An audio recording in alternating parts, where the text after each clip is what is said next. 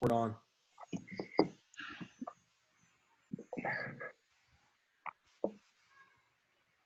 Cool. So, Scott, Hey, nice to meet you, man. what's up? Hopefully, So, I'll sell you on some fitness coaching here today. Okay, let's see what you got. All right. So we'll walk through this, and yeah, I like this idea because you're going to see an example of kind of a mediocre salesperson and where I'm at. Conceptually, I'm really good with these things, especially teaching it, but repetitiveness, right? I don't do it extremely often, so sometimes it just becomes I get shitty at it. So and then Hayden will come in and do one where it's like, oh, I see how that should have been asked. I think that's going to be really valuable. So we'll kind of start Yeah, off here. So what's up, Scott, man? How are you doing? I appreciate you taking the time. yeah, man. Just been hanging with Hayden, seeing everything going on down here. It's been fun. Nice, nice. So I usually just like asking, man, I'm kind of curious what you do, where you're from. Like, tell me a little bit about yourself. Yeah, man. I'm originally from Salt Lake, in the cold state, and I've been growing up as an active person a lot of the time, and been a lot of the time in the gym, more or less, and try to stay healthy. Nice. But yeah, down here, I used to live down here in Arizona with um, a couple buddies of mine previously, and I've always just wanted to be back down here. And Hayden's obviously down here and giving me the opportunity to do so. So here we are. Cool, man. So in Utah, are you a snowboarder at all? It's funny you say that because I've never been on the mountain to snowboard or ski. So no, to answer your question. Okay. Well, never mind. Yeah, I don't blame you for wanting to get to Arizona. So I won't take up too much of your time here, man. We'll kind of jump in. So the reason that I like to get on these calls is basically just to assess how you and I communicate. We're going to do a lot of that together throughout this program. My coaching style is very intimate. So I want to make sure we're a good match, man. Does that make sense? Sorry, Scott. I think we paused for a Yeah. second. Yeah. There we go. Cool, man. So the first question I want to ask, is kind of cut and dry, but what was it that compelled you to reach out to me? What caused you to want to seek help, seek coaching? Like, where are you at right now, and what are you trying to get to? So I have a hard time building muscle. So I'm at a stage where I feel like I've hit a plateau as far as growth. And I have an idea of what to do in the gym. It's more or less the nutrition and kind of some guidance.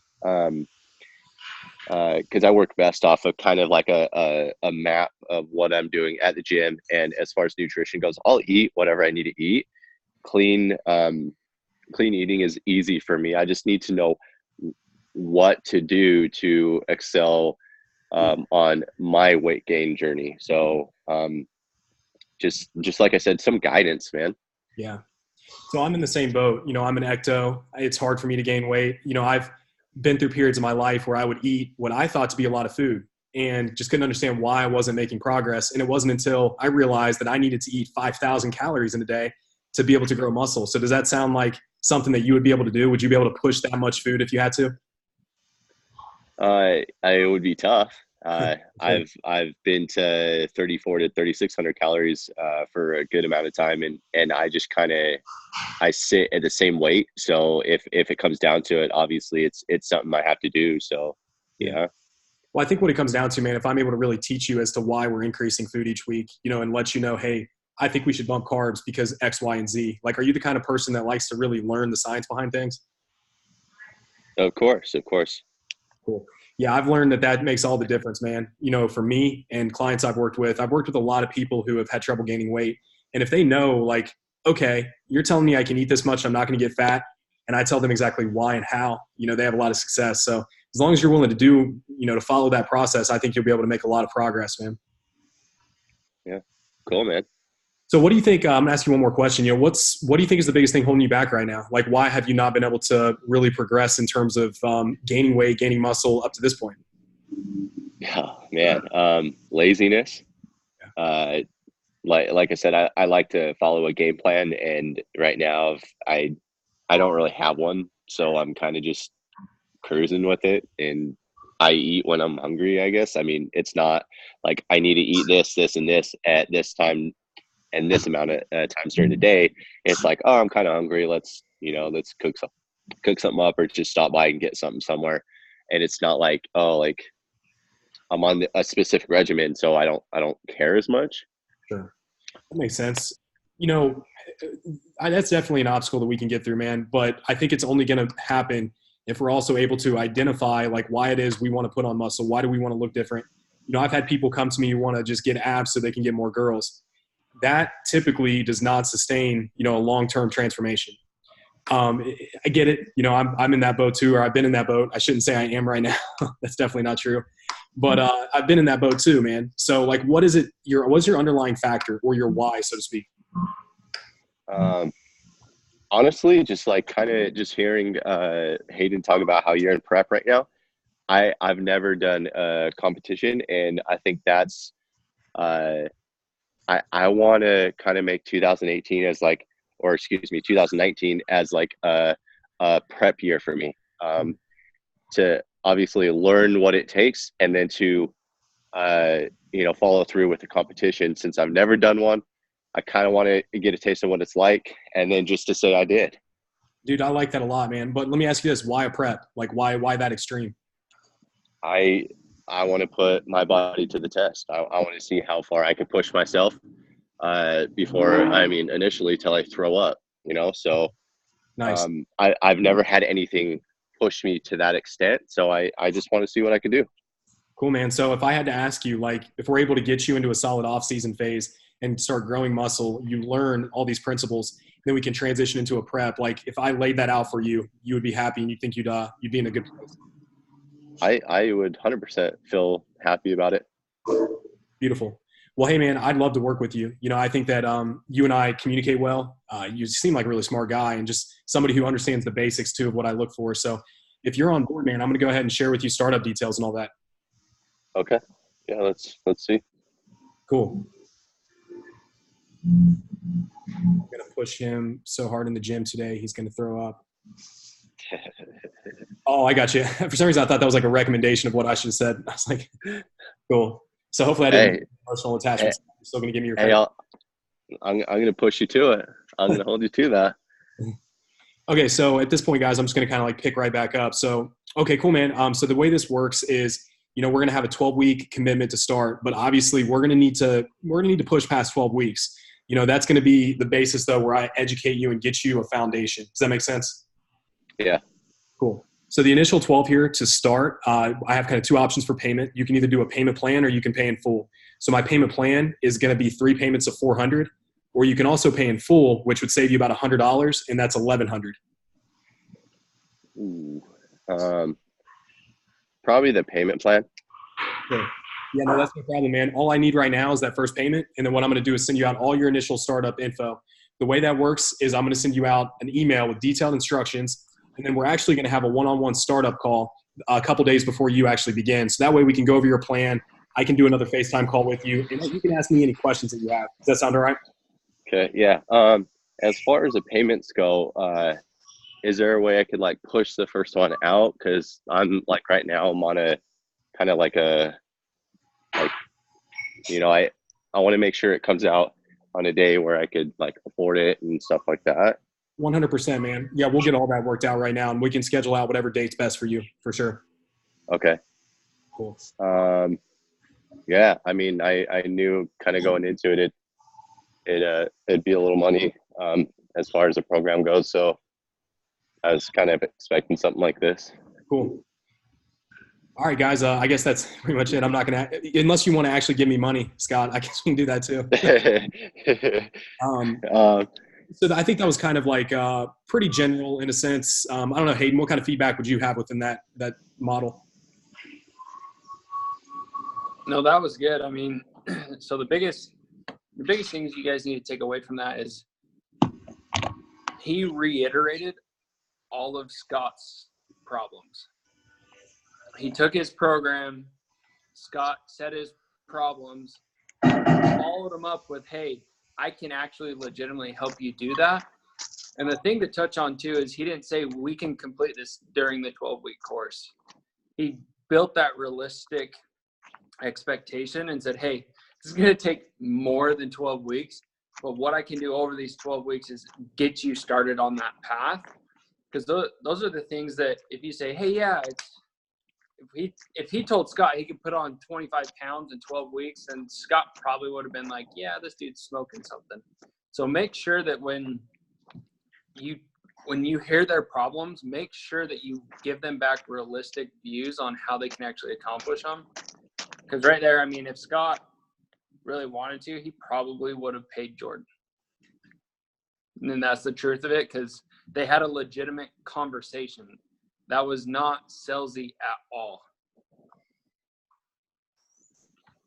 You should do one where the client gives resistance. So I think Hayden's biggest point with this, Hayden, I'll let you speak on it, is that we're already looking ahead and thinking, well, what if they say no? Let's not even think that way right now, right? Yeah. Only focus on building so much value and connection within that call that an objection is seriously very, very unlikely. And if there is an objection, then it's a true objection, meaning they simply can't afford it. Like there's nothing you can do to make them come up with the money. Like there are going to be some cases of that. But rather than focusing on that endpoint and how do I talk them back into it, let's have them already committed before that comes. Right. And those are things toward the end of the call. I mean, Scott is one of my salesmen that I'm training, and yesterday was not a good day for him. And he'll be pretty honest with that. And like the last couple calls, he was like, bro, I'm mentally burnt. Like, can you take these last calls? And I was like, yeah, for sure. Like, I'm going to sit right here and you can listen to them. I was like, but when it comes to that point, like, Scott, you can kind of answer this. You in your head were already thinking that these next two calls weren't going to sign up. Am I right or am I wrong? To an extent, yeah. After, and I mean, it's hard doing sales, obviously, because if you continue to hear no, just know in the back of your head you're going to get a yes. And having you take that next call is just like maybe what I could gather out of that is something I could use on my next call to get that yes. So maybe just a little realignment on you helping out is just enough for me to keep that momentum going, knowing that I will get that next person to join the program, and then I could just feed off that. Right. And then, Kaylin, when it comes to resisting, like people when they resist the price, the hardest thing about that is throughout the call, you haven't either given enough value into your program to where they haven't fully bought into you. Or if you can tell that they're like really, really serious and they can't afford this, don't be afraid to push out a payment plan to 5 weeks, to 6 weeks, to 7 weeks to where they can afford it. Because if you can get them the results in the 12 weeks, they won't bounce their credit card or anything. They're going to continue to pay you because you just changed their life. So if their main objection is price, and you're like, hey, I got a 3-month payment plan, this is what it is, and they're like, hey, honestly, I can't afford that. Be like, well, let's just, instead of 3, let's just jump to 6 months. Like, yes, this is a 12-week course, but you can pay me for the next 6 months, $1,500 for the next 6 months is $250. Like, do you think you can afford that? 9 out of 10 people are going to say, yeah, I can afford $250 a month. Be like, cool, let's get your card. Let's run it right now. I'm going to set it up to where 30 days from today for the next 6 months, you're going to pay me $250. At least you collected that $250. Don't be so strict on yourself where you're like, hey, I have to pay in full or I have to do 3 months. At the end of the day, $250 is $250. At the end of the 3 months, they only paid you $750 and then they bounce your credit card. You just made $750. Like, you can create a client transformation. Like, look on the positive side of that stuff, because those are some things that in life we all can't overcome. So will that still be? So yeah, Lauren, that's what Hayden just answered, is that after the initial, number one, they're going to be so enthralled and happy about their results. It's very unlikely that they won't continue to pay. And then what you do at that point is once 12 week ends and they want to continue, you simply say, sure, like, let's continue. Here's how much you would owe to pay that off. There's probably like going to be a $250 balance. And then Hayden, what did you say before? Then you give them the next month free to help them out? Yeah. Yeah. So if they've got a 5-month payment plan and you're charging them $1,500, so it's $385. They've got 2 more payments of $385. Be like, hey, if you want to continue working with me, you've got a balance of, I don't know that off the top of my head, $700 and something. If you pay that off right now, I'll give you the next month free, and then we'll continue for $210 a month after that. So you kind of give them that obligation to where it's like, if they pay this off now, they've got 1 whole month free, and then they can continue to pay. Yeah, and that's going to be powerful, guys. That's where I love Hayden's approach with this. Rather than like going back with really hard objection responses, some people will say like this really kind of rude shit to people on sales calls to get them to like get attention. This is more solution based, and you're really not missing out on total collected income. Like we do payment plans for all of our programs, right? IFC, for example, we have payment plan options. We have never had a single person not pay us out throughout the course of the program because we deliver so much value. We develop the relationships. We show up and we deliver. So as long as that's the case in your coaching business, people leaving isn't going to be an issue. If that is a problem that happens repetitively, you need to take a step back and think, well, like, what am I doing wrong? Mm-hmm. Yeah. Hey, Jordy, run through the price, so start from like, hey, going over the program, like, do you see the value in this? Like, would you do this if there wasn't me? And then Scott answer that, and then go back into the price, but give him some of the objections you've been hearing this whole week, and see if Jordy can overcome those. When you said, do you see value in this if it wasn't me? You mean like if I wasn't can you repeat that part? Yeah, like when we talked about at your house, when it's like, hey, if I handed you this whole program but I wasn't involved, do you see the value that it could change your life? Okay, gotcha. Yeah, Scott. So, I want to just ask you a question here. It's kind of a hypothetical. Think that if I was to give you our entire strategy and program this out for you, but I stepped away, do you think that this would be something that would still get results for you and still change your life? No, I don't think so. Yeah. No. Guidance, accountability, obviously is something I lack with programs like this. So probably not, to be honest. Yeah, man, I agree. That's how I am personally as well. I hire a coach, and it's not because I need the knowledge necessarily. I do learn things here and there, but I need somebody there to help me implement it. You know what I'm saying? Like that's so important. Yeah. So, man, I would love to work with you, Scott. I think you and I would make really a great team. So, only thing left to go over now is just pricing and startup details. So, if you're still interested, man, let's run through it. Yeah. I mean, more or less, like I was just kind of wanting to get some information and stuff. And I mean, like, what's it cost? Sure. Yeah, I'll run through that with you now. So, essentially, I have 2 options for payment. So, you can pay in full, which would be discounted. That's going to be $1,500. Or you can do 3 payments of, man, my math isn't on the top of my head. Let's just do the $1,200,000 model. So you can do $1,000 if you pay in full, or you can do 3 payments of $400. So by paying in full, you save about $200. I don't know. That was a little more than I was kind of expecting. I was kind of expecting some, but it was a little more than kind of like what I'm like budgeting. Yeah, no, I understand, man. Can I ask you what kind of budget you were hoping to stay within? Because at the end of the day, I need to charge an amount that's going to give me results. If I give away my program and people don't pay for information, they pay for transformation, and those who pay attention.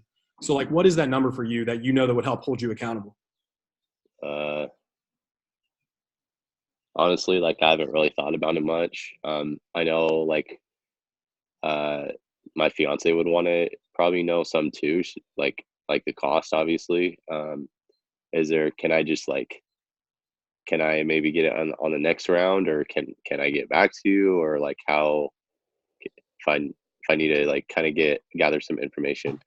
Yeah, man. So I want to kind of challenge you with that question though first, because I do want to work with you, man. So I'm willing to be a little bit flexible because honestly, I like you. So let's kind of come up with something. What's like a number per month that you think that would be within your budget, but it'll also garnish results for you?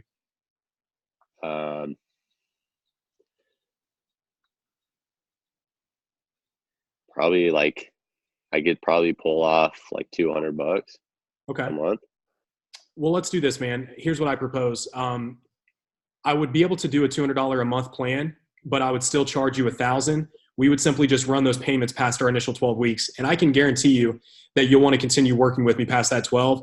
And then I'll come up with something to help you pay that off at the end of that 12. So let's just focus on getting you started at $200 a month, and we'll just schedule out those payments beyond that. How's that sound?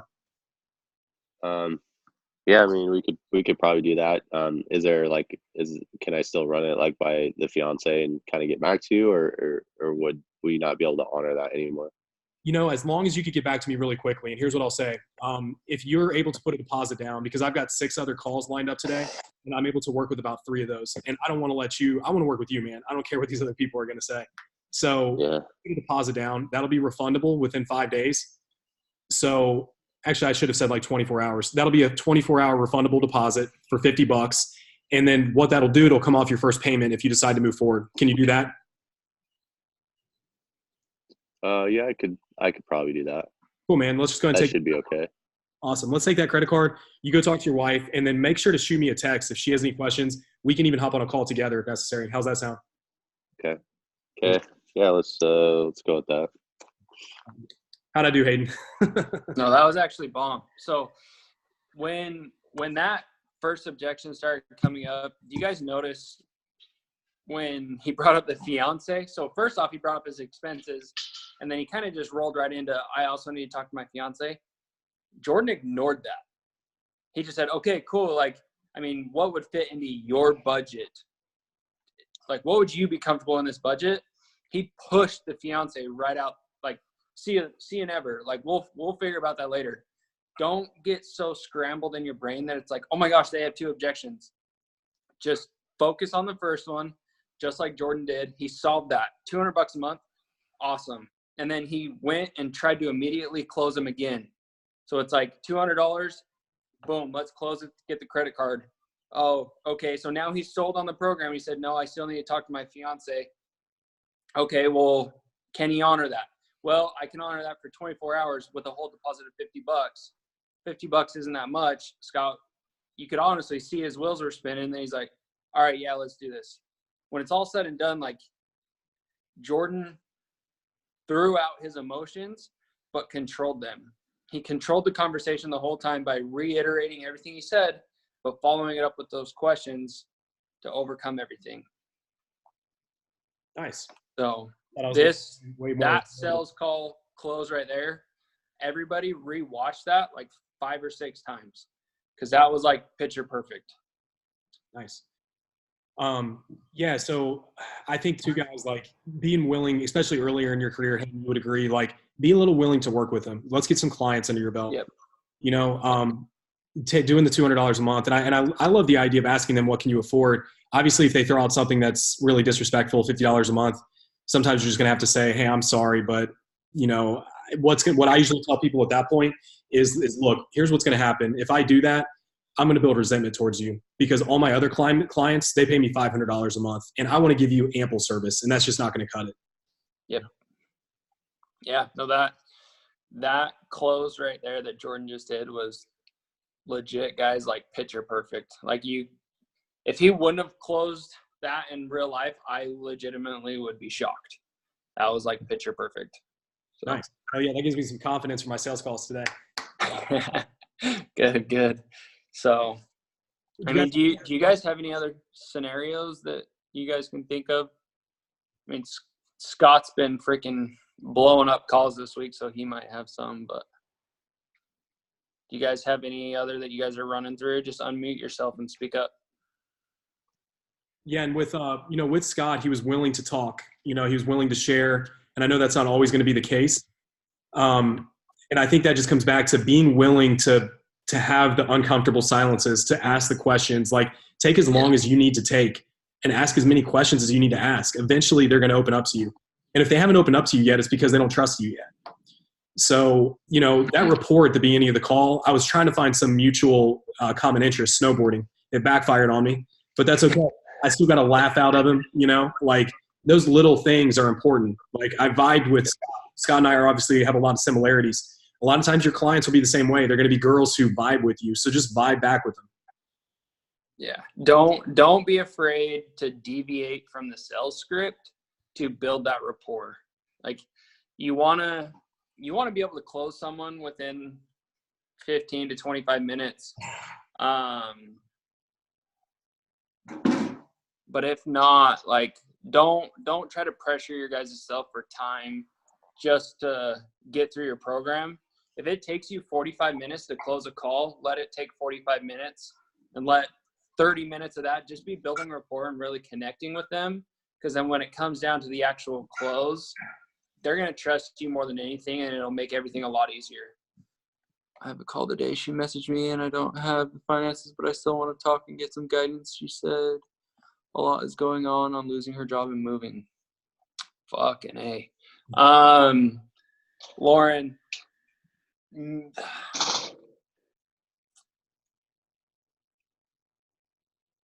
I would make that call so quick. It's not even funny.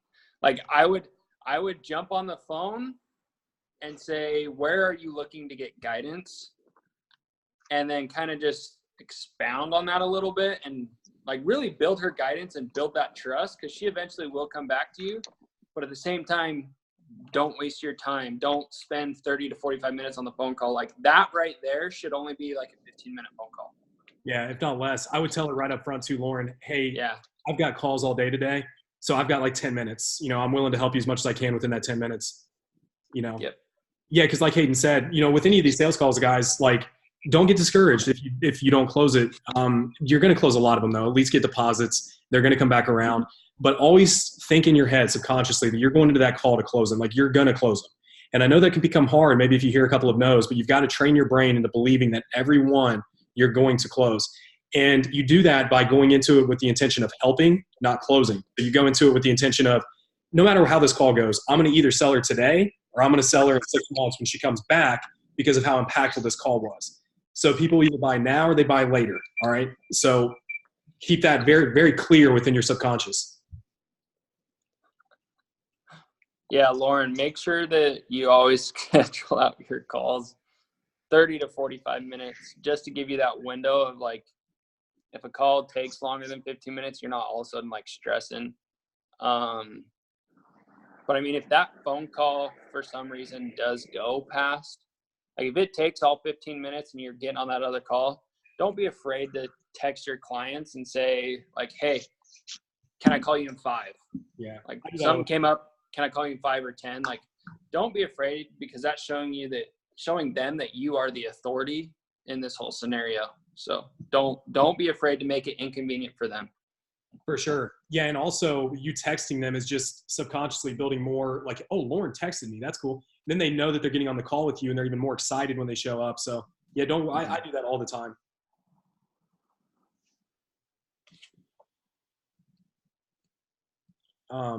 Cool. You Does guys, anybody else have any questions? Yeah, this is Tana. So say you had a bad sales week last week or the week before, and you didn't close some clients that you know you could have if you like dug deeper and really forced them to talk. So what do you do then? Because I know they buy an hour later, but what would you do with these clients later on? Would you like circle around in a few months, talk to them, see how they're doing, maybe get on another call with them, or what do you do at that point? tag them in your posts. Yep. I mean, that's just Definitely. one piece of that. I would keep a list of those and tag in all of your posts that might be relevant to them. Okay. That's a good idea. Yeah. Tag them in your posts, and then do you have emails kicking out to them like every couple weeks to kind of keep you on their mind? I don't. Should I? Well, we're going to talk about that on Sunday, right, Jordy? Yeah. Okay. Yeah, I'm So getting an email thing set up with Jason, a guy that Jordan recommended. So once I get that email list, I'll be able to get that set up. Perfect. Yeah, because we're going to talk about that on Sunday, and that's crucial. Because then you're constantly on their mind, tag them in a few posts. And the second they reach back out to you, then it's like, hey, like, I appreciate that really resonated and hit home with you. Is there like, kind of like try to put your foot back in the door and be like do you want to like get back on the phone? Like, is now a better time? Like, kind of what's going on here? Like, do you have any other conflicts or any, like, try to pull just something out of thin air and be like, to get them back on the phone. Because if you can get them back on the phone,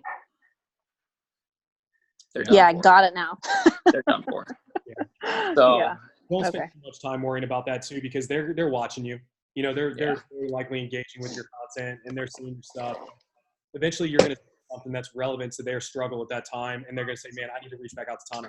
But I do think it's important that you create a safe space for them to let them know that you're still there. You know, it's not like, "Oh, we didn't work together." Sorry. Yeah, and one more question I have is, I don't know if you guys ever run into this, but I set up the HubSpot sequencing emails, and so after they send the type form, I sent this one lady the first email, addressed her by her first name, said, hey, blah, blah, blah, like, schedule a call with me. The second email, after she didn't schedule, I, for some reason, left her last name, so it was first and last name. And then she reached out to me, said it was really unprofessional of me to call her by her last name and wouldn't schedule a call. Have you guys ever had that? Yeah. I thought that was pretty, I don't know, maybe an excuse to not set up a call, but I had never heard that before, and I was just like, whoa, that's kind of harsh. Yeah, no, that's just a smoke screen. I mean, just keep doing what you're doing, and eventually she's gonna turn around. And then if you do get on the phone with her, be like, "Hey, that's my bad. I have an email autoresponder.